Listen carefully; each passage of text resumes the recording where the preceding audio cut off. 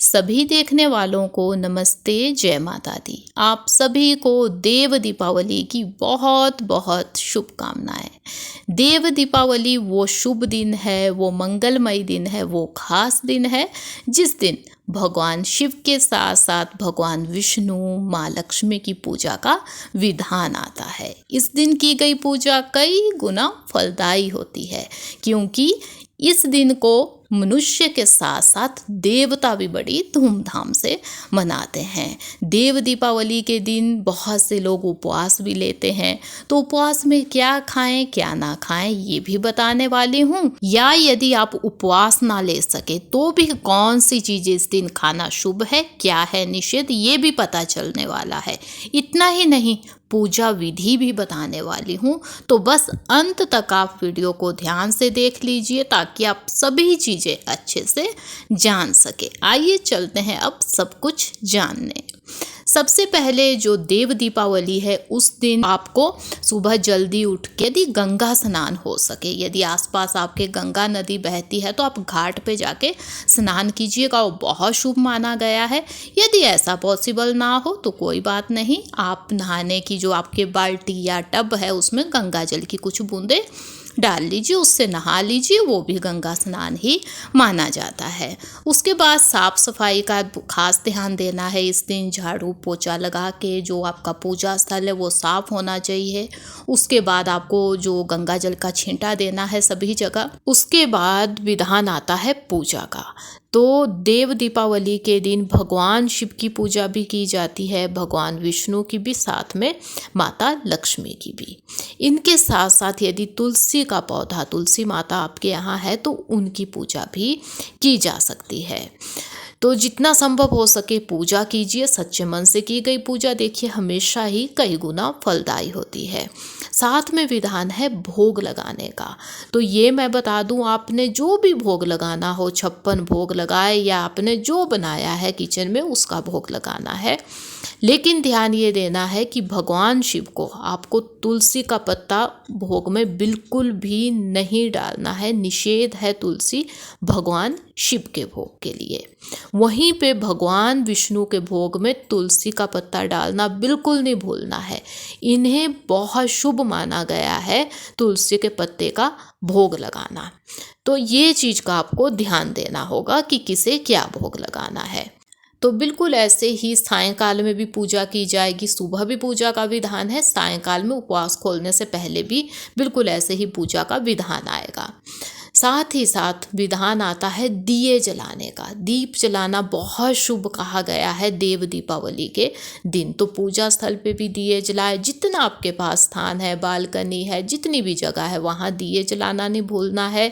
साथ ही साथ यदि तुलसी माता या तुलसी का पौधा आपके पास है तो वहाँ भी दिया आपको जलाना ही चाहिए, क्योंकि बहुत शुभ माना गया है देव दीपावली के दिन तुलसी मैया के पास दीप जलाना। कहते हैं कि दिए जलाने से जितनी भी नेगेटिविटी आपके यहाँ होती है वो भाग जाती है, पॉजिटिविटी का वास होता है। साथ ही साथ धन धान्य, अच्छा स्वास्थ्य लेके आते हैं इस दिन देव आपके लिए। तो इन चीज़ों का आपको ध्यान देना चाहिए इस दिन। चलिए अब चलते हैं जानने कि यदि उपवास लिया है तो क्या खाएं, क्या गलती से ना खाएं, या यदि उपवास भी नहीं लिया है तो भी क्या शुभ है, क्या है निषेध, जान लीजिए। अब देखिए बता दूं आपको कि यदि आपने उपवास नहीं लिया है तो भी आपको इस दिन केवल सात्विक भोजन खाना चाहिए। कोई बात नहीं, यदि आप किसी वजह से उपवास नहीं ले सकते तो सात्विक खाना खाएंगे, वो भी एक उपवास में ही आता है। तो बस आप ये संकल्प कीजिए कि मैं आज का दिन सात्विक खाना ही खाऊंगी या खाऊंगा, तो आप वो उसे निभाइए, तो वो भी एक उपवास ही माना जाता है। यदि आपने उपवास लिया है तो आपको जब उपवास खोलना है सात्विक खाना खाना है। अब सात्विक खाना भी बता दूं क्या होता है यदि आप नहीं जानते। सात्विक खाना है जिसमें कोई भी नॉन वेज, एग यानी कि कोई मीट, मछली, अंडा ऐसी चीज़ें ना हो। इस दिन नॉन वेज आपके किचन में भी नहीं बनना चाहिए। जो आपके फैमिली के सदस्य, यदि आपने उपवास लिया है तो आपकी फैमिली का कोई भी सदस्य उस दिन नॉन वेज नहीं खा सकता है। शुद्धता का ध्यान दिया जाना चाहिए इस दिन, क्योंकि ये एक बहुत शुभ दिन माना गया है, तो इस चीज़ का ध्यान देना है। तो यदि आप नॉनवेज खाने के आदी है, कुछ लोग होते हैं उन्हें चाहिए ऐसी चीज़ें, तो वो भी यदि देखिए उपवास ना ले सके लेकिन नॉनवेज आज का दिन ना खाए, तो उनके लिए भी शुभता लेके आएगा ये दिन। साथ ही साथ जो लहसुन प्याज है वो भी नहीं खाया जाता, वो भी तामसिक भोजन में आता है। तो आपको इस दिन कुल मिला के बिल्कुल सिंपल खाना, कम मसालों का, कम तला भुना खाना चाहिए आपको, जिसे देवतुल्य भोजन कहा जाता है। वैसा आपको सिंपल भोजन आज का दिन लेना चाहिए। अब चलिए चलते हैं जानने जिन्होंने उपवास लिया है वो क्या खाएं क्या ना खाएं। तो देखिए, यदि उपवास लिया है आपने तो आप इस उपवास में पानी भी पी सकते हैं। ये उपवास ऐसा नहीं होता है कि बिना पानी पिए लिया जाता है, पानी पी के ले सकते हैं। दूध से बनी हुई चीज़ें आप खा पी सकते हैं, लेकिन यही ध्यान देना है कि यहाँ वहाँ की नहीं लानी है। आपने पैकेट बंद या बॉटल बंद कोई चीज़ नहीं लेनी है। यदि आप खुद दूध से लस्सी या दही या बाकी चीज़ें बना सकते हैं वो आप खा सकते हैं, उसमें कोई दिक्कत वाली बात नहीं है। उसके बाद आप फल खा सकते हैं। इस उपवास में आप फलों से जूस खुद निकाल के पी सकते हैं। बस वही चीज़ कि यहाँ वहाँ का बॉटल बंद जूस आप नहीं पी सकते। खुद यदि आप बनाए तो आप किसी भी फल से जो है जूस बना के पी सकते हैं। यहाँ तक कि इस उपवास में आप जैसे आलू है, आलू से देखिए हम सूखे आलू बना लेते हैं ना शुद्ध देसी घी में, तो वो भी आप खा सकते हैं, उसमें भी कोई ऐसा नहीं है, मनाही नहीं की गई है। उसके बाद सेंधे नमक का यूज़ भी इसमें किया जा सकता है। यदि आप चाहे कुछ नमकीन खाना, यदि आप डायबिटिक है या कुछ ऐसी समस्याएं, मीठा नहीं खा सकते हैं, कुछ लोग इसमें मीठा ही खाते हैं, लेकिन यदि कोई हेल्थ इशू है तो सेंधा नमक उपवास में खाया जा सकता है। तो आप जो चीज़ बनाए उसमें सेंधा नमक डाल के आप उसे खा सकते हैं। उसके बाद मखाना है, इससे आप अनेकों चीज़ें बना के देखिए खा सकते हैं, सेहत के लिए भी सही होगा।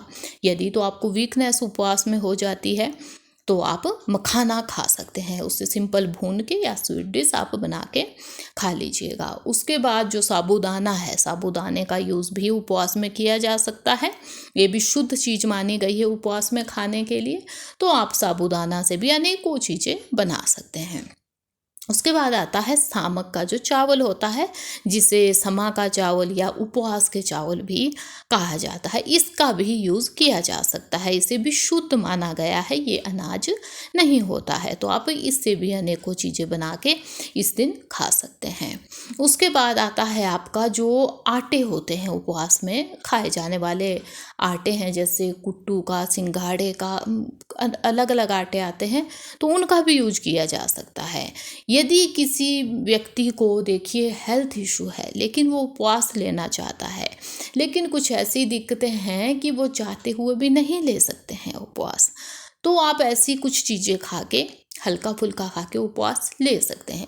अब जितनी भी चीज़ें मैंने आपको बताई पीछे, साबूदाना है, आलू है, जितनी भी मैंने लिस्ट आपको बताई जो आप खा सकते हैं, ये ध्यान दें कि इन्हें हल्का खाना चाहिए हमें, मतलब बहुत ज़्यादा नहीं खाना चाहिए कि आपका पेट एकदम फुल हो जाए, क्योंकि जो उपवास है ना वो उपवास जैसा ही लिया जाना चाहिए, हल्का खाना चाहिए।